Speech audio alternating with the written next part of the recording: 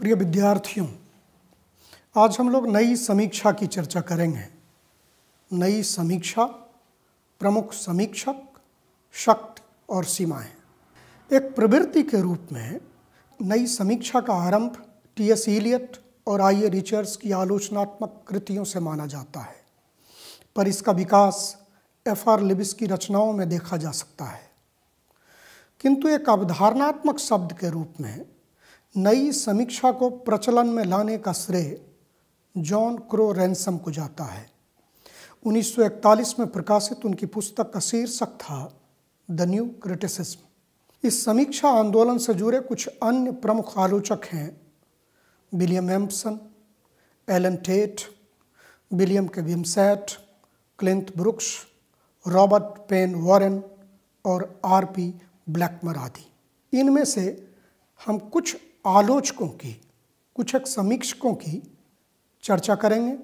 उन्होंने जो विशेष रूप से उनका संबंध जिन अवधारणाओं से है, मतलब रचना की समीक्षा के लिए उन्होंने जो नई अवधारणाएं विकसित की, विशेष रूप से उसको लेकर हम चर्चा करेंगे। फिर नई समीक्षा की शक्ति पर और फिर उसकी सीमाओं पर चर्चा करेंगे। टी.एस. इलियट ने अपनी आलोचना में रचना को केंद्रीय महत्व प्रदान किया। वे आजीवन रचना और आलोचना में विद्यमान रोमांटिक प्रवृत्तियों से संघर्ष करते रहे। उन्होंने रोमांटिक आलोचना की उस प्रवृत्ति पर गहरी चोट की जो कविता की व्याख्या कवि के जीवन से जोड़कर करती थी।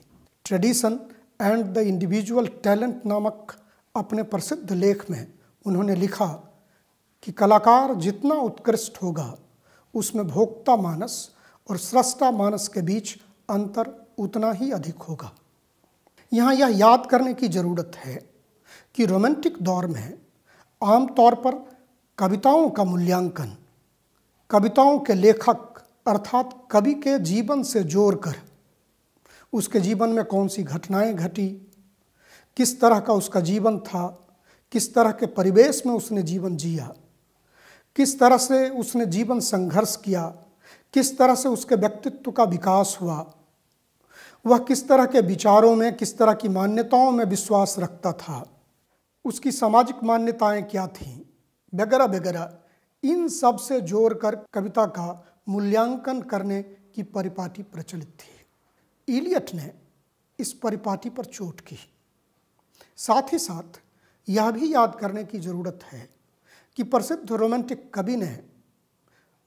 कवि विलियम वर्ड्सवर्थ ने कविता के बारे में कहा था कि poetry is the spontaneous overflow of powerful feelings. कविता प्रबल भावों का सहज उच्छलन है। अगर आप गौर करें तो वर्ड्सवर्थ यहाँ कविता और कवि के बीच सीधा संबंध जोड़ रहे हैं। कविता क्या है? तो कवि के प्रबल भावों की स्वतः स्फूर्त अभिव्यक्ति है। इन रोमांटिक मान्यताओं पर इलियट ने चोट की। इस कथन में अभी जिसे मैंने उद्धृत किया था, उस कथन में ही आपको वह बात दिखाई पड़ेगी। इलियट ने यह कहा कि कविता कवि के मानस की स्वतः स्फूर्त अभिव्यक्ति नहीं होती, वह अनायास अभिव्यक्ति नहीं होती, बल्कि जो उत्कृष्ट कवि होता है, जो परिपक्व कवि होता है, उसमें भोक्ता मानस और स्रष्टा मानस के बीच अंतर होता है, और यह अंतर जितना अधिक होता है कलाकार के रूप में वह उतना ही उत्कृष्ट होता है। भोक्ता मानस मतलब कवि का वह मानस, वह मन जिसने जीवन में अनुभवों को भोगा है, जिसने अनुभव प्राप्त किए हैं। और स्रष्टा मानस जब वो एक कलाकार के रूप में, रचनाकार के रूप में जीवन के अनुभवों को कविता में रचने की कोशिश करता है। इलियट ने बल देकर कहा कि कवि और कविता के बीच कोई सीधा संबंध नहीं होता। यह संभव है कि कवि के जीवन में जो बड़ी घटनाएं होती हैं, जो बड़ी बातें होती हैं, उसके जीवन में जिन चीज़ों का महत्व होता है, उसकी रचना में उन चीज़ों का महत्व या तो बहुत कम दिखे या दिखे ही नहीं। और यह भी संभव है कि उसके जीवन में जो बातें अत्यंत छोटी दिखाई पड़ती हैं, जिनका महत्व नहीं के बराबर या बहुत कम दिखाई पड़ता है, वही उसकी रचना में आकर बड़ा महत्व हासिल करता हुआ दिखाई पड़ सकता है। असल में महत्व रचनात्मक दबाव का होता है जिससे वह कवि रचना कर रहा होता है, और उस रचनात्मक दबाव में कवि ने जो कुछ पढ़ा है, जो कुछ जीवन में अनुभव हासिल किया है, वह एक नए संयोजन के साथ रचना में उद्घाटित होता है, कविता के रूप में निर्मित होता है। इसीलिए कविता रचने के ठीक पहले स्वयं कवि भी ठीक ठीक नहीं जानता कि कौन सी बातें कविता में आकर महत्वपूर्ण हो जाएंगी और कौन सी बातें कम महत्वपूर्ण होंगी। इसलिए कवि और कविता के बीच कोई सीधा रिश्ता नहीं होता, और कवि की क्या मंशा रही है, क्या उद्देश्य रहा है, क्या बात कहने की उसने कविता में कोशिश की है, उसके आधार पर कविता का मूल्यांकन नहीं होना चाहिए। एक तो उसके बारे में हमारी जानकारी सीमित हो सकती है, दूसरे कविता प्रकाशित होने के बाद वो स्वतंत्र रूप धारण कर लेती है। अब वो पृष्ठ पर अंकित होकर पाठक और आलोचक के सामने कविता होती है। अब जो शब्द पृष्ठ पर अंकित हैं, जिस भाषिक रूप में कविता उपलब्ध है, चूंकि कविता भाषा में लिखी जाती है, साहित्य की रचना भाषा में होती है, और एक खास किस्म का, एक विशिष्ट किस्म का भाषिक व्यवहार साहित्य में होता है, तो इसीलिए उस भाषा का ही विश्लेषण किया जाना चाहिए। कविता जिस रूप में, जिस भाषिक रूप में अब आलोचक के सामने उपलब्ध है, उसके भाषिक रूप की पहचान, उसके विविध अवयवों की पहचान, उसके बीच के अंतःक्रिया की पहचान, और फिर उसके विश्लेषण के माध्यम से कविता का मूल्यांकन करना, इलियट ने इस पद्धति पर जोर दिया और कविता को कवि के व्यक्तित्व से अलगाया, कविता को केंद्र में लाया, आलोचना के केंद्र में लाया। यह करने के लिए उन्होंने जो कुछ दूसरी अवधारणाएं रखी, उनका भी इससे गहरा संबंध बनता है। जैसे ऑब्जेक्ट कोरिलेटिव, वस्तुनिष्ठ सहसंबंध। इलियट ने वस्तुनिष्ठ सहसंबंध की धारणा को सामने रखा। उन्होंने शेक्सपियर के नाटक हैमलेट का विश्लेषण करते हुए अपने लेख हैमलेट एंड हिज प्रॉब्लम्स में इस धारणा को सामने रखा। उन्होंने कहा कि रचनाकार अपनी रचना में जो कुछ कहना चाहता है, जो उसके भावबोध होते हैं, भाव और विचार दोनों अमूर्त होते हैं। कवि या रचनाकार अपनी रचना में उन भावों, उस भावबोध को, भाव और विचारों को मूर्त रूप प्रदान करता है, और उसके लिए वह ऐसी घटनाओं का, ऐसी वस्तुओं का संयोजन करता है जिससे उसके भावबोध, भाव और विचार कविता में मूर्त रूप में अभिव्यक्त हों। अगर किसी रचना में वह उसका मूर्त विधान, उसका ऑब्जेक्टिव कोरिलेटिव वस्तुनिष्ठ सहसंबंध कमजोर पड़ जाता है, तो वो रचना कमजोर हो जाती है, वो समस्याग्रस्त हो जाती है। इलियट को शेक्सपियर के नाटक हैमलेट में यही समस्या दिखाई पड़ी। लेकिन अगर आप इसके गहरे निहितार्थों की तरफ जाएं, तो असल में इलियट यह धारणा रखकर आलोचकों का ध्यान रचना पर केंद्रित कर रहे हैं कि अब रचना के ही विश्लेषण के माध्यम से रचना का जो मूर्त विधान है, जो ऑब्जेक्टिव कोरिलेटिव है, उसमें भावबोध को अभिव्यक्त करने के लिए जिन घटनाओं और जिन वस्तुओं का संयोजन तैयार किया गया है, उसके माध्यम से कवि का भावबोध ठीक से कविता में अभिव्यक्त हो पाया है या नहीं, इसी का विश्लेषण, इसी की छानबीन आलोचक को करनी चाहिए। जाहिर है इस प्रक्रिया में आलोचक का ध्यान रचना पर केंद्रित होगा। इसके साथ ही उन्होंने डिसोसिएशन ऑफ सेंसिबिलिटी की धारणा को सामने रखा, संवेदनशीलता का विच्छेद। उन्होंने कहा कि 17वीं शताब्दी के पूर्वार्ध तक, इसके पूर्व तक जो साहित्य लिखा गया है, जो काव्य लिखा गया है, उसमें संवेदनशीलता का विच्छेद नहीं दिखाई पड़ता।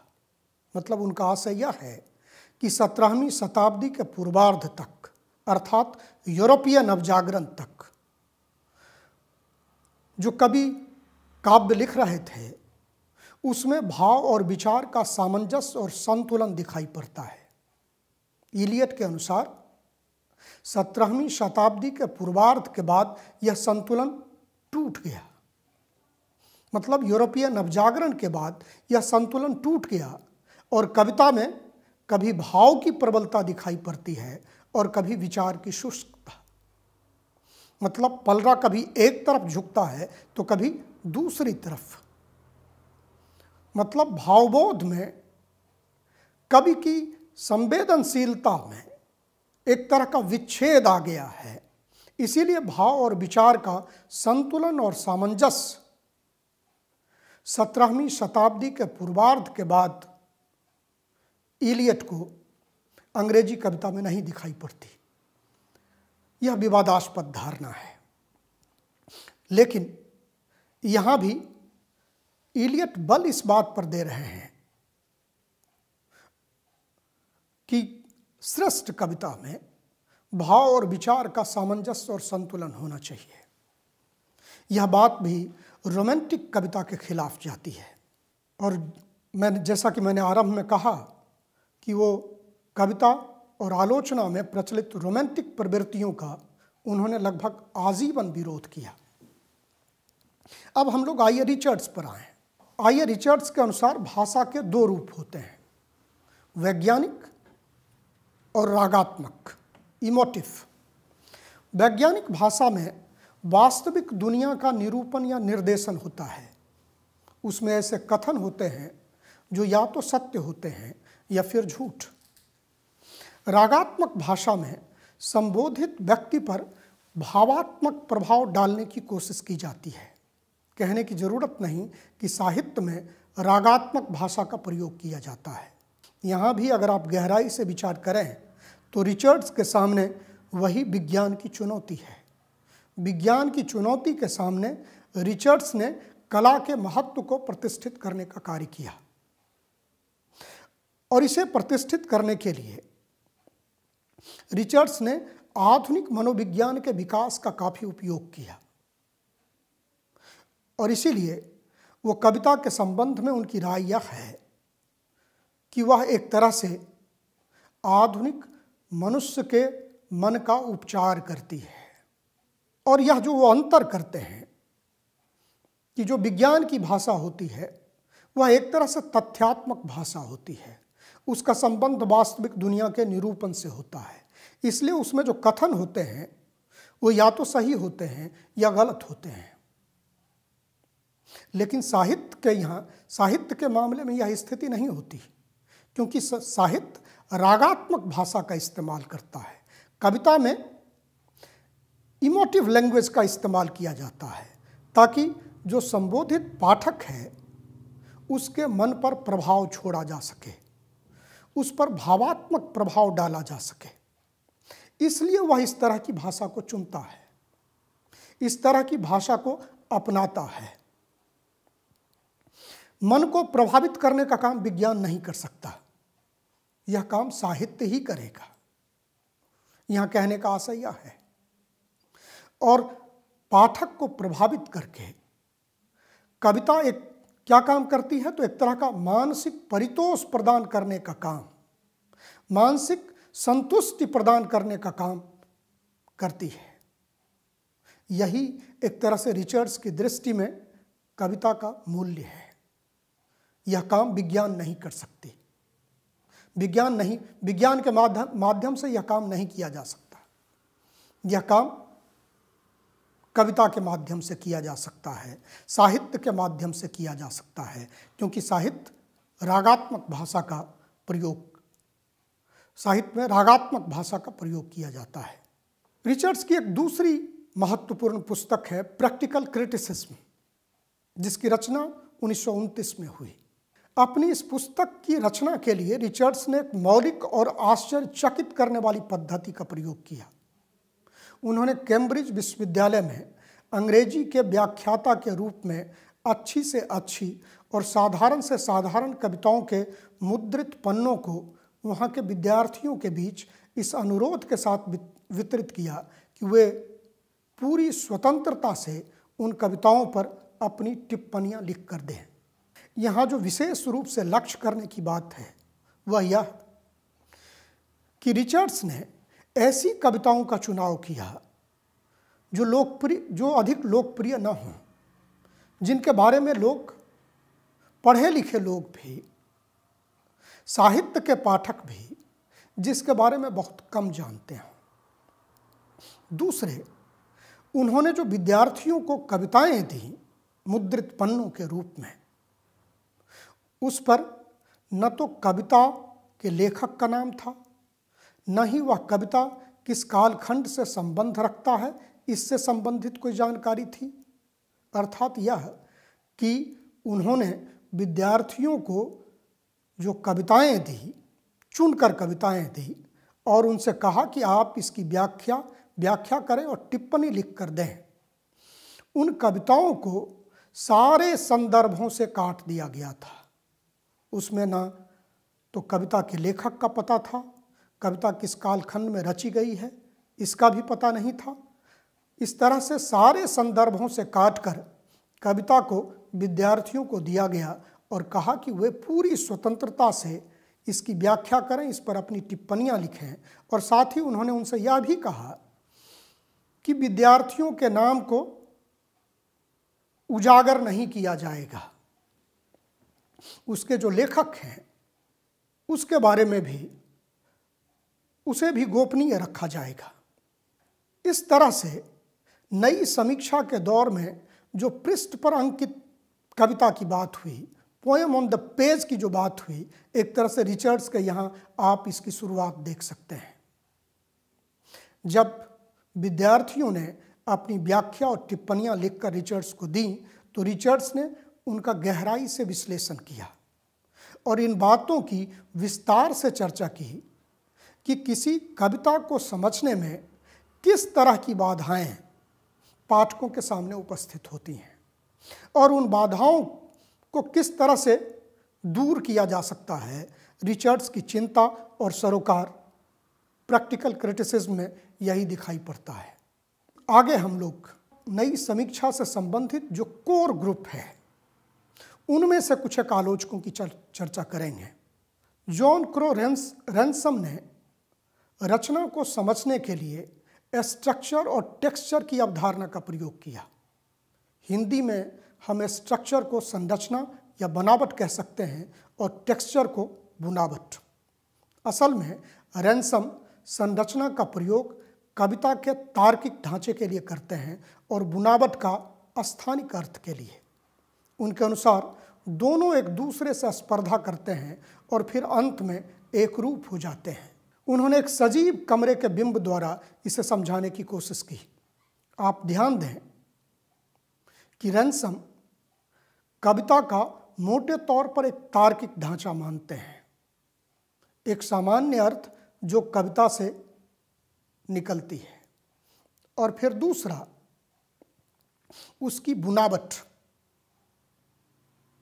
बनावट और बुनावट, तार्किक ढांचा और फिर बुनावट। रैनसम का मानना था कि इन दोनों के बीच एक तरह की स्पर्धा होती है, अर्थ के लिए स्पर्धा। इन दोनों के बीच एक तरह की प्रतियोगिता होती है। स्ट्रक्चर और टेक्सचर में इस प्रतियोगिता के कारण कविता के कई अर्थ संभव हो पाते हैं और यह प्रतियोगिता या स्पर्धा कविता के अंत तक पहुंचते पहुंचते, मतलब पाठकों में कविता का भावबोध स्पष्ट होते होते वो एक रूप हो जाता है, मतलब एक आवयविक एकता उसकी बन जाती है। लेकिन साथ ही इन दोनों में कविता के बीच जो प्रतियोगिता, जो स्पर्धा चलती है, उसके कारण कविता के कई अर्थ संभव हो पाते हैं। स्ट्रक्चर और टेक्सचर की इस धारणा को समझाने के लिए उन्होंने एक सजीव कमरे के रूपक या बिंब के द्वारा इसे समझाने की उन्होंने कोशिश की। उन्होंने कहा कि अगर आप किसी कमरे को देखें तो उसकी एक संरचना होती है, मतलब उसकी दीवार होती है, उसमें पिलर होते हैं, दीवार के ऊपर फिर सीमेंट और बालू को मिलाकर उसका प्लास्टर किया जाता है और तब कमरे की एक संरचना आपके सामने खड़ी हो जाती है। अब दीवारों और दीवार के ऊपर जो प्लास्टर किया गया है, उस रूप में दीवार की संरचना आपके सामने खड़ी है, लेकिन यह जो संरचना होती है वो सामान्य किस्म की होती है, या उसका सामान्य ढांचा है। जब कोई व्यक्ति या परिवार उस कमरे में रहता है तो फिर वो क्या करता है कि उस पर वह पेंटर के माध्यम से उस पर खास रंग चढ़वाता है दीवार पर, फिर अन्य तरह की साज सज्जा करता है, उसका चित्र लटकाता है, पेंटिंग लटकाता है, दूसरी तरहों से भी अपने मन के अनुकूल वह उस दीवार को सुसज्जित, उस कमरे को सुसज्जित करने का काम करता है। तो उसके कमरे की यह जो सज्जा है, उसे यह जो सुसज्जित करने का काम है, उस पर जो रंग चढ़ाने का काम है, यही टेक्सचर है। इस ग्रुप के एक दूसरे महत्वपूर्ण आलोचक हैं विलियम के विमसेट। विमसेट ने अपने कनिष्ठ साथी मोनरो बियर्डस्ले के साथ मिलकर अभिप्राय परक हेत्वाभास, इंटेंशनल फैलेसी और प्रभाव परक हेत्वाभास इफेक्टिव फैलेसी की धारणा का प्रतिपादन किया। विमसेट के अनुसार कवि के मनोगत अभिप्राय या उद्देश्य के आधार पर कविता का विश्लेषण या मूल्यांकन नहीं होना चाहिए। इसी तरह से कविता का पाठक या आलोचक के मन पर पड़ने वाले प्रभाव की दृष्टि से भी मूल्यांकन करना गलत है, क्योंकि इसके कारण कविता जो करती है उस पर ध्यान दिया जाता है, न कि कविता जो है उस पर। आप समझ चुके होंगे कि अभिप्राय परक हेत्वाभास का मतलब है कवि की जो मंशा है, उसका जो अभिप्राय है, उसका जो उद्देश्य है, उसको ध्यान में रखते हुए कविता का विश्लेषण करना। विमसेट ने कहा कि यह गलत है, यह एक प्रकार का हेत्वाभास है। कवि के उद्देश्य और उसकी मंशा के संदर्भ में कविता का विश्लेषण नहीं होना चाहिए। साथ ही उन्होंने प्रभाव परक हेत्वाभास की बात की। इस संदर्भ में आप प्रभाववादी आलोचना को याद करें। यहां चोट उसी पर है।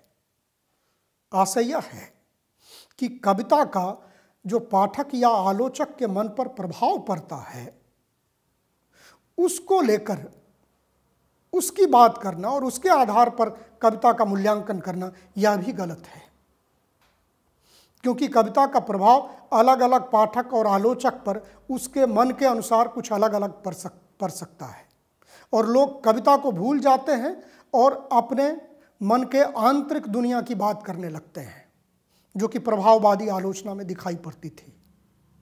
विमसेट ने इसे भी गलत माना और यह आग्रह किया कि पृष्ठ पर अंकित कविता का वस्तुनिष्ठ विवेचन और मूल्यांकन होना चाहिए। एलन टेट ने रचना के मूल्यांकन के लिए तनाव की धारणा का प्रयोग किया। तनाव का अर्थ है संघर्ष, टकराहट। उनके अनुसार किसी श्रेष्ठ कृति में तनाव के दो रूप पाए जाते हैं, बाह्य तनाव और आंतरिक तनाव। बाह्य तनाव को वो एक्सटेंशन कहते हैं और आंतरिक तनाव को इंटेंशन। इसे हम ढीले अर्थ में अभिधार्थ और व्यंग्यार्थ भी कह सकते हैं। आशय यह है कि अभिधार्थ और व्यंग्यार्थ के बीच टेंशन से कविता के कई अर्थ संभव हो पाते हैं। नई समीक्षा ने विशेष रूप से कविता के विश्लेषण और मूल्यांकन के लिए आलोचकों को नए औजार उपलब्ध कराए। इन नई कसौटियों के आधार पर नए समीक्षकों ने अंग्रेजी साहित्य का नया इतिहास निर्मित किया। कवियों और उपन्यासकारों का एक नया कैनन बना।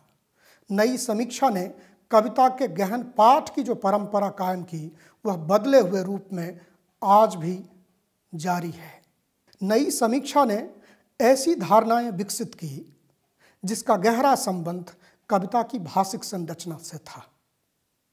इसके पहले जैसा कि हम लोग चर्चा कर चुके हैं, या तो कवि के जीवन के संदर्भ में, या कविता जिस युग में लिखा गया है उसके समाज, राजनीति या इतिहास बोध के संदर्भ में कविता का मूल्यांकन होता था। कविता की संरचना और कविता जिस रूप में उपलब्ध है उस रूप पर ध्यान रखकर, उसके भाषिक रूप को पर ध्यान रखकर उसके विश्लेषण के माध्यम से उसके अर्थ के उद्घाटन का कार्य नई समीक्षकों ने करना संभव बनाया। और इसके लिए कविता की भाषा के विश्लेषण के लिए उन्होंने जो धारणाएं विकसित की वो महत्वपूर्ण हैं।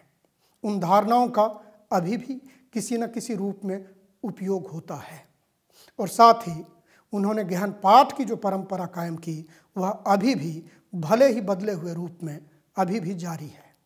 लेकिन जाहिर है नई समीक्षा की भी आलोचना हुई, उस पर तीखे प्रहार हुए।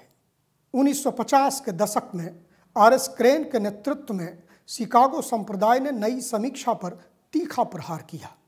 इन्होंने नए समीक्षकों को एकलवादी और रूढ़िवादी कहा। इस संप्रदाय के आलोचकों ने कविता के सभी घटकों में महत्व की दृष्टि से भाषा को सबसे अंतिम स्थान दिया। इन्होंने यह आरोप लगाया कि नई समीक्षा ने संपूर्ण काव्य विवेचन को काव्य भाषा के विवेचन में परिवर्तित कर दिया है। आशय यह है कि नई समीक्षा अलग अलग काव्य रूपों का ध्यान नहीं रखते। कहने का आशय यह है कि नई समीक्षा की जो अवधारणाएं हैं वो छोटी कविताओं के मूल्यांकन के लिए तो एक हद तक ठीक हो सकती हैं, लेकिन प्रबंध काव्य, महाकाव्य या साहित्य के जो दूसरे रूप हैं, नाटक, उपन्यास, इन सब के लिए मूल्यांकन करना इससे न तो संभव है और न ही उचित। इसके आधार पर किया गया मूल्यांकन अनुचित होगा, क्योंकि वो अलग अलग विधाओं की प्रकृति का ध्यान नहीं रखते। दूसरी तरफ कला को सामाजिक, राजनीतिक, आर्थिक और ऐतिहासिक संदर्भों में विश्लेषित और मूल्यांकित करने के आग्रही आलोचकों ने नए समीक्षकों को रूपवादी और प्रतिक्रियावादी कहा। ऑस्कर कारगिल ने टुवर्ड ए प्लुरलिस्टिक क्रिटिसिज्म लिखकर साहित्य की आलोचना के लिए बहुलवादी दृष्टिकोण को अपनाने पर बल दिया, अर्थात कविता के मूल्यांकन के लिए, साहित्य के मूल्यांकन के लिए सामाजिक, राजनीतिक, आर्थिक, ऐतिहासिक तमाम संदर्भों के उपयोग की उन्होंने वकालत की। धन्यवाद, बहुत बहुत धन्यवाद।